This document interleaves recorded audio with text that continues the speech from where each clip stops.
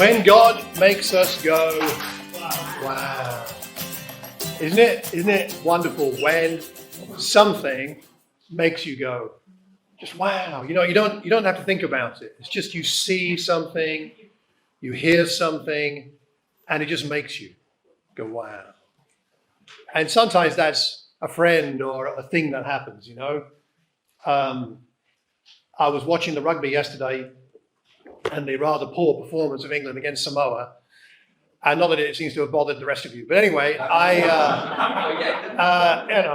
was an appalling match. And one of the things I do when something's not going so well is I sit on my exercise bike and watch it on the bike, because then even though the game's so bad, at least I feel like I'm doing something useful. So I'm on my exercise bike, pedaling away for the whole match, which is longer than I'd normally pedal. And I felt very tired at the end of that, but at least we did win and I got some exercise, 25,000 steps or something. So that was good, except this morning when I woke up and I stretched, I pulled my hamstring. And I went, wow, but not a pleasant wow, rather unpleasant wow. But what we're talking about today is not pulling your hamstring kind of a wow, but isn't God doing something amazing? And having a healthy sense of God's glory. So important for us as followers of Jesus that we have that. When God makes us go, wow. I'm going to be talking about creation and about our stewardship of it, and connected to the things that Penny was talking about earlier, and what God made creation for, and what's our role within it, scripturally speaking. Because as you may be aware, I'm sure the state of our creation around us is, it's looking pretty rough, isn't it, right? You think about things like oil spills, or the amount of landfill and how it's spreading and how it's hidden from us, except that it's still there. About the plastics and other bodies in the ocean that are affecting the fish even that we eat. The pollution of various kinds of chemicals that are entering our atmosphere and causing major health problems, as well as things like the warming of the atmosphere and the oceans and all the problems that go along with that. And we see all this. And sometimes people say, well, that doesn't really matter, because, I don't know if you've heard this, but this is all going to come to an end eventually, right? And Jesus is going to come back and it's all going to burn. So this stuff doesn't matter. And we need to ask ourselves whether God actually does care about the world around us, about his creation. We might reflect then on, as well as that's the other stat I forgot to give you there, the rises in average global temperatures since the industrial era, 1850, on that chart until last year. It's clear it's a man-made phenomenon. But then we reflect on Psalm 24. The earth is the Lord's and everything in it, the world and all who live in it. He founded it on the seas and established it on the waters. This is his. This around us, these beautiful things that we see, and the things that have been damaged are his, not ours. They're on loan to us, which we'll talk about a bit more in a moment. But fundamentally, this world belongs to God. And if we say we love God, surely we have to say that we love what he values. Surely he values his creation. Consider the complexity and the beauty of it. Why would he make something so complex, so beautiful, if it wasn't to bring him glory and for him to value it himself? Some people say, well, it doesn't really matter that much. It's all temporary. But it's about who made it. It's a bit like saying, I really love Van Gogh. I think Van Gogh is amazing. I think his paintings are phenomenal. I think they're incredible. I think he's the best painter ever. If I had enough money, I would have all his paintings in my house. I think he's amazing. It's a bit like saying that about God and then saying about Van Gogh, well, I love his paintings. And you go to someone's house who say they love his paintings and you see them being burned in his back garden on the bonfire. You say, well, you say you love Van Gogh, but you're burning his paintings. Well, I know, but nothing lasts forever. You would see the contradiction between the person that says they love Van Gogh and the fact they burn his paintings. We say we love God. We burn up his creation. That doesn't seem to fit, does it? If we love God, we love what he loves and values. So then we have to ask ourselves the question, well, is it our problem? I mean, what difference can you and I make? Is it our responsibility? Do we care? Interesting thing about the small lettering, but in Genesis chapter 1, we need to think about this. In verse 22, it says, God blessed them. Who's he talking about there? In the context, he's talking about the inhabitants of the oceans and the birds of the air. God blessed them specifically. He blessed them and said, be fruitful. Be fruitful, fish and octopi and whales and plankton and all the other funny things that live in the oceans. Be fruitful, increase in number, and fill the water in the seas. Let the birds increase on the earth. He blessed them. God blesses what he values. He doesn't bless what he doesn't value. He cares about those things. And then he blesses us. He blessed them, Adam and Eve, and said to them, be fruitful and increase in number. The same blessing. The blessing for the fish is the same blessing as for you and me. Fill the earth and subdue it. And he says to Adam and Eve, differently to the animals and the birds and all that, rule over the fish of the sea and the birds in the sky and over every living creature that moves on the ground. Rule and subdue. Now, people have taken that to mean that we can do what we like, because God said rule it. So we can rule it, and we're going to subdue it, we're going to control it and use it to our advantage, and that gives us an excuse to exploit what the world contains. But we have to think about who's saying rule it and what their idea of ruling is. How does God rule his creation? How does God rule his people? He rules them with benevolence, with justice and kindness. God does not exploit his creation. He does not exploit the people in his creation. This does not give us license to exploit. It gives us responsibility to rule and subdue what we have on this earth in the way that God would do so. We have been gifted this earth. God said, I'll give you every seed-bearing plant on the face of the whole earth, every tree that has fruit with seed in it. They will be yours for food. And to all the beasts of the earth and all the birds in the sky, all the creatures that move along the ground, everything that has the breath of life in it, I give every green plant for food, and it was so. We have been gifted this earth. What lucky people we are. But we have a responsibility.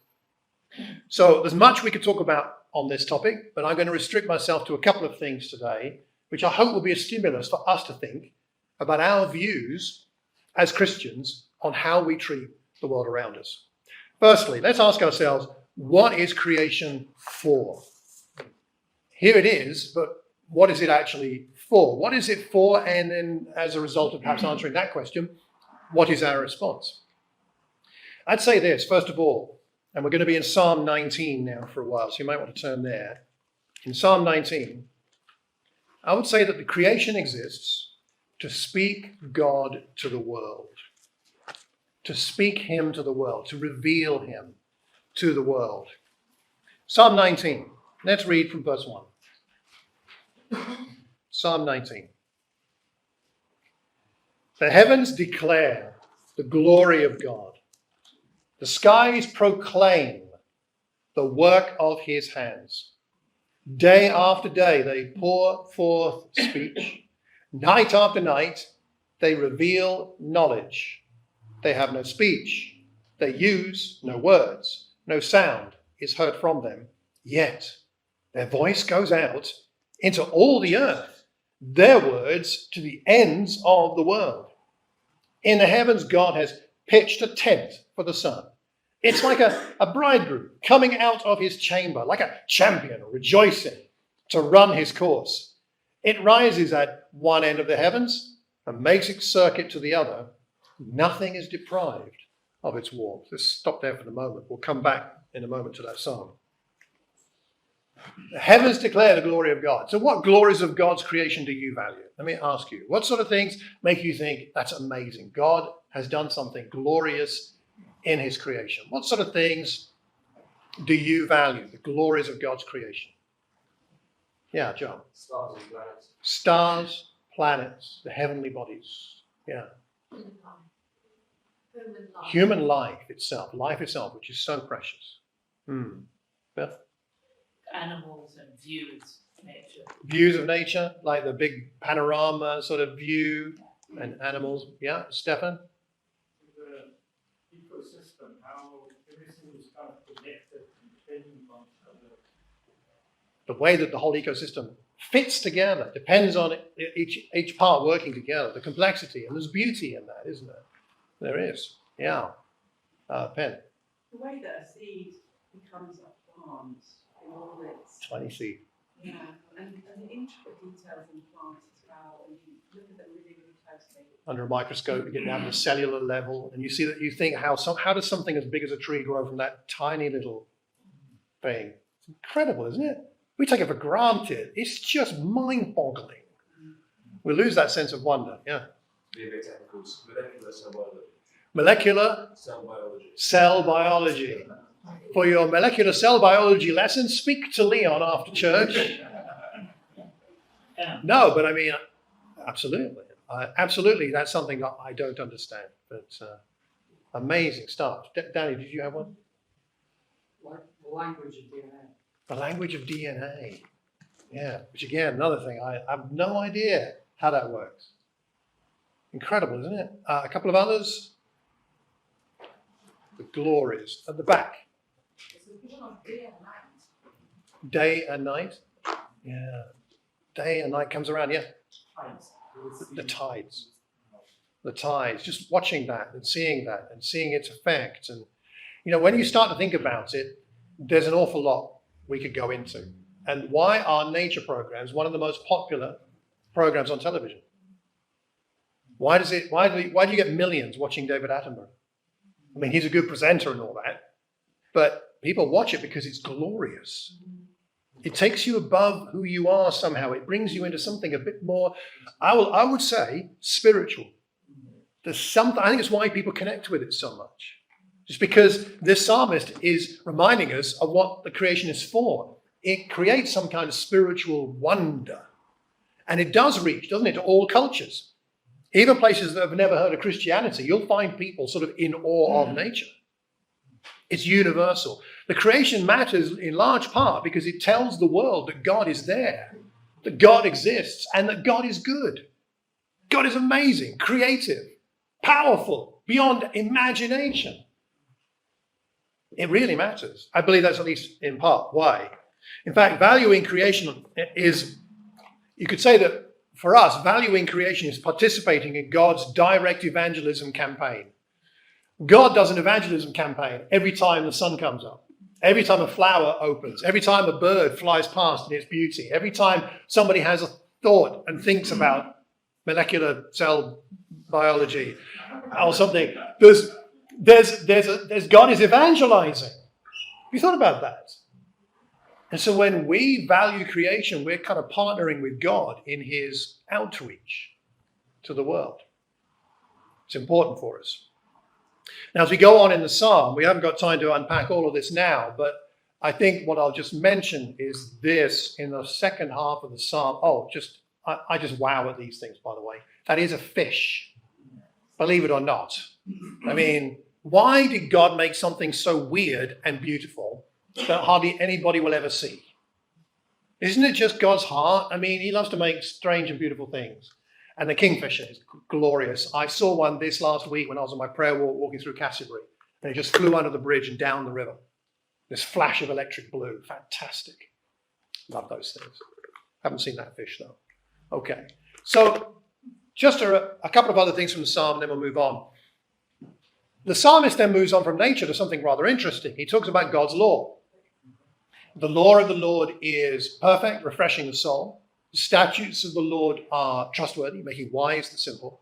The precepts of the Lord are right, giving joy to the heart. The commands of the Lord are radiant, giving light to the eyes. The fear of the Lord is pure, enduring forever. The decrees of the Lord are firm. All of them are righteous. They're more precious than gold, than much pure gold, sweeter than honey. Honey in the honeycomb, by them your servant is warned, in keeping them there is great reward. He goes here into a bit of a poetic, looks like a side, like a left turn away from his theme of creation into talking about God's word, which is rather interesting. And he says at the end of that section, your word warns us and there's great reward. And then, let's skip these for the moment. Oh, I can't skip that. No, okay, let me just say this about those. Okay, so but the point I think he's making here is that although God's word is like that, there are times when we don't listen to the warnings. There are times when we don't keep his commands. And maybe some of those are about the way that we treat creation. And so how have we ignored God's command to steward the planet well?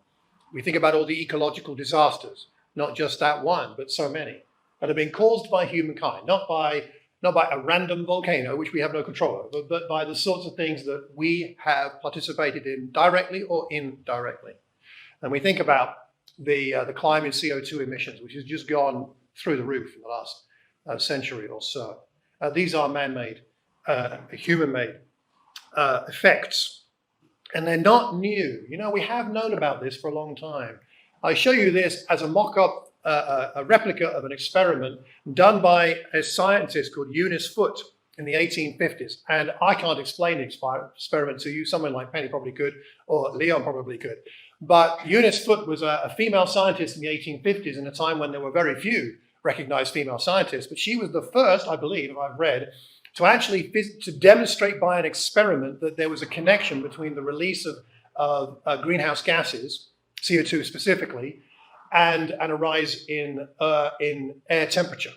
And she did a couple of experiments, which are shown there, which produced that result. She wrote a paper, which was sadly not delivered. It was not delivered at the local scientific association where she was in the States. It was a British scientist a few years later that had a paper published with the same kind of results. But again, in the 1850s. In the 1850s, there were experiments demonstrating that the burning of fossil fuels raises the amount of CO2 in the atmosphere and raises air temperature. We've had warnings since the 1850s. This is not something that's been happening in the last 10 years, 20 years that now we somehow know about. One of the things that God wants us to do is to take notice of the evidence and then ask ourselves what we can do. How have we ruled? The psalmist says, who can discern their own errors? Forgive my hidden faults. Keep your servant also from willful sins. May they not rule over me. Then I'll be blameless, innocent of great transgression. One of the things that we have to wrestle with, personally and as a congregation, is what are our ecological sins? Maybe you don't agree with that. There are a variety of views in this field theologically. But it's something for us to think about, and I hope by talking about it today, it will cause us to pray and discuss and, as I say, wrestle with this. Where have we been perhaps not discerning our errors? Where are our hidden faults? Have we got any willful sins? Are things in this world ruling over our decision making? Has consumerism taken over as Lord? Has exploitation taken over, masquerading as a growth mindset, but actually being exploitation? Did we learn anything from the slowdown in the pandemic, that although there were many bad things, there were some things about that time that we might have wanted to take note of in terms of valuing the creation and the world around us? The psalm finishes with this phrase. And it's good that it finishes with this phrase because it reminds us that there is a God and therefore there is still hope. May these words of my mouth and this meditation of my heart be pleasing in your sight. Who is he talking to? Lord, Rock, Redeemer. We have a Lord who is a rock and our Redeemer. And therefore there is hope because we have his strength to do what we can to put things right. So secondly and finally, followers of Jesus, I would contend, disciples of Jesus, care for creation because Jesus has a vision of a renewed creation. God has a vision for his creation, both the natural world and the people in it. In 2 Peter chapter 3, verse 13, and similarly in Revelation 21, we're told that there's going to be a new heaven and a new earth. In Revelation, a new heaven, a new earth, the first one passed away. Now, just a brief point about this. There are two Greek words for new. One is neos, which means brand new, like a new thing that you haven't had before. And then kairos means renewed. And the words used here in Peter and in Revelation are the kairos word. And so what Jesus is not saying, and the Bible is not saying, is that this is going to be like, this is going to disappear and not be around anymore, that the heavens and the earth are going to be completely a brand new thing. What actually is going to happen in some way that we can't fully understand is that this earth and this world and the heavens that currently exist are going to be somehow renewed, surely to be what they were always intended to be before what happened in Eden. So what we see in Genesis 1 is what we're going back to. We're not having some brand shiny new thing. We're having what is here renewed and refreshed and reclaimed and made perfect. So let's finish off by thinking about Jesus from Colossians chapter 1. And then we're going to take the Lord's Supper together, which I'll explain the connection for that in just a moment. In Colossians chapter 1. Now, as we read this about Jesus, which funnily enough, Stephen used a lot of this last week in his sermon, but it was coincidental. I was going to use Spirit speaking again, I think. Let's read this passage and think about what we're reading here in connection with creation. The Son is the image of the invisible God, the firstborn over all creation. For in him all things were created, things in heaven and on earth, visible and invisible, whether thrones or powers or rulers or authorities, all things have been created through him and for him. He is before all things, and in him all things hold together. He is the head of the body, the church. He is the beginning and the firstborn from among the dead, so that in everything he might have the supremacy. But God was pleased to have all his fullness dwell in him, and through him to reconcile to himself all things, whether things on earth or things in heaven, by making peace through his blood shed on the cross. Jesus is in charge of creation. He is the firstborn over it. That's why he's called the firstborn. It means that he has responsibility for it. It belongs to him. He is the creator and sustainer. All things were created, things in heaven and earth. They've been created through him and for him, and he is holding it together. He's sustaining what we have here. He is in charge of creation and is in charge of his church. And why are these things put together here? Because his church is the first fruits of the new creation. We are his new people, the renewed people. We live in what's called the already but the not yet. We already have the kingdom, but we don't yet have the fullness of the kingdom. We already have our salvation, but we don't yet have all of what it means, because that's in the next life. That's when we're with God forever. We are already a new people, but we're still being made new. We already have God's presence here, but not as fully as it will be. We live in the already of what God has already begun to do and is doing, but hasn't yet quite finished. You see what I mean? And so we as God's people now are called to treat this earth the way that it will ultimately be treated when all of the evil has gone from the earth, all of the destruction has gone, all the exploitation is gone, and all the pollution is gone in the new heavens and the new earth. That's the way we're meant to treat it now, so that we can show the world that's God. That's God, and that's Jesus. That perfection, that beauty is God. It is Jesus. And so as the way that we treat the world shows the way that we treat the created world, shows the world how much we value God and how much we are part of his vision for this world and for the people in it. So we're disciples of Jesus, so we want to live now the same way we will live forever. We do our best with that. We fail, right? And we're imperfect, but we have God's help. And together we help each other with that. And so the question, I think, for all of us is, well, what's my part in that? What's my part in that, to be part of that restoration, that reconciliation that Jesus has begun and that will affect all things? The way we treat people and God's creation is a foreshadowing vision of what is still to come. Jesus did that while he was on this earth. The way that he treated people, the way that he treated all the things around him, shows us what that will ultimately be like. And we do our best to do similar, since we're his family. Two reasons we care about creation. Firstly, it's God's evangelism campaign in partnership with us. And we care about creation because Jesus is renewing it, and one day will bring it to its full renewal, but again, in partnership with us. Jesus is renewing all things, including you and me. And the reason we take bread and wine, at least in part, is because it reminds us that we have been already made new, but we're moving forward to the full newness of being with Jesus forever. The bread and the wine represent his broken body. A body that was shed so that was broken, and blood that was shed so that we could be reconciled to him. He's made peace through his blood shed on the cross. And that's a shalom peace, as the Jewish people would say. A peace of harmony.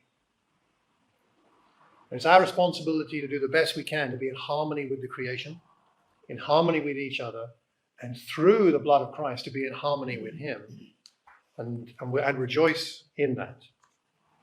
He is making peace through his blood shed on the cross. May we be peace bringers. Peace bringers in creation. Peace bringers to the bit of grass down the side of the church building. Peace bringers in your own place. Peace bringers in the way that you live. Peace bringers with those who are lost, who do not know this amazing God. Let's help other people to have that wow moment with God. Let's pray together.